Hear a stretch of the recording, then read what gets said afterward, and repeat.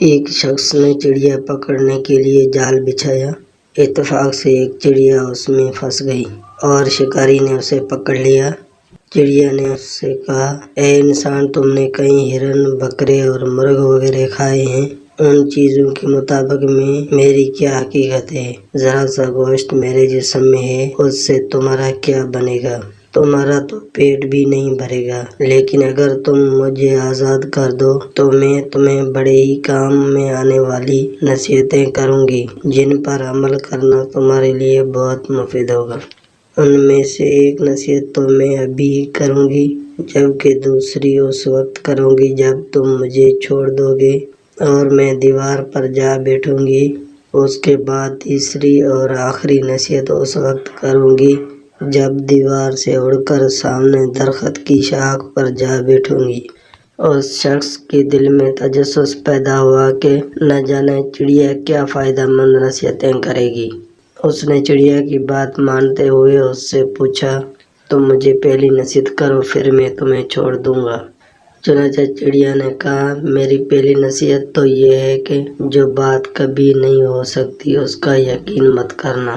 یہ سن کر اس آدمی نے چڑیا کو چھوڑ دیا اور وہ سامنے دیوار پر جا بیٹھی۔ پھر بولی، میری دوسری نصیحت یہ ہے کہ جو بات ہو جائے اس کا غم نہ کرنا۔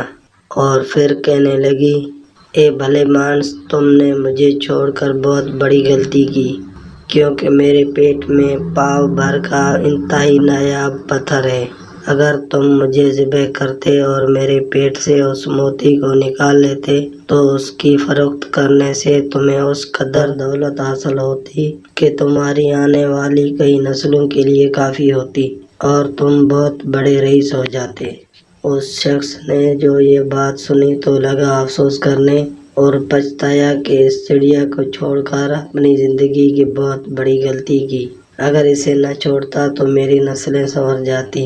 چڑیا نے جو اسے اس طرح سوچ میں پڑے دیکھا تو اڑ کر درخت کی شاخ پر جا بیٹھی اور بولی، اے بھلے مانس، ابھی میں نے تمہیں پہلی نصیحت کی جسے تم بھول گئے کہ جو بات نہ ہو سکنے والی ہو اس کا ہرگز یقین نہ کرنا۔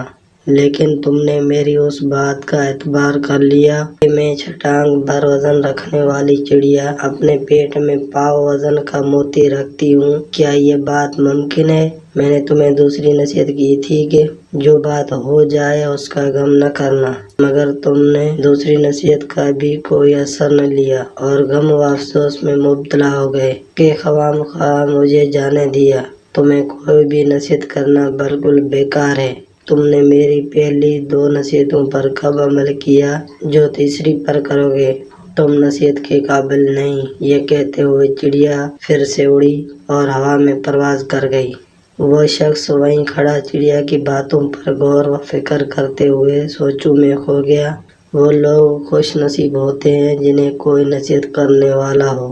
ہم اکثر خود کو عقل مند سمجھتے ہوئے اپنے مخلص ساتھیوں اور بزرگوں کی نصیحتوں پر کان نہیں دھرتے اور اس میں نقصان ہمارا ہی ہوتا ہے۔ یہ نصیحتیں صرف کہنے کی باتیں نہیں ہوتی کہ کسی نے کہہ لیا، ہم نے سن لیا، بلکہ دانائی اور دوسروں کی تجربات سے حاصل ہونے والے انمول اثاثے ہیں جو یقیناً ہمارے لیے مشعل راہ ثابت ہو سکتے ہیں اگر ہم ان نصیحتوں پر عمل بھی کریں۔ تو دوستو، ویڈیو کو لائک کریں۔ مزید ایسی کہانیاں سننے کے لیے ہمارے چینل کو سبسکرائب کریں اور ساتھ میں بیل آئیکن کو پریس کریں تاکہ ہماری ہر نئی ویڈیو آپ کے پاس بآسانی پہنچ سکے۔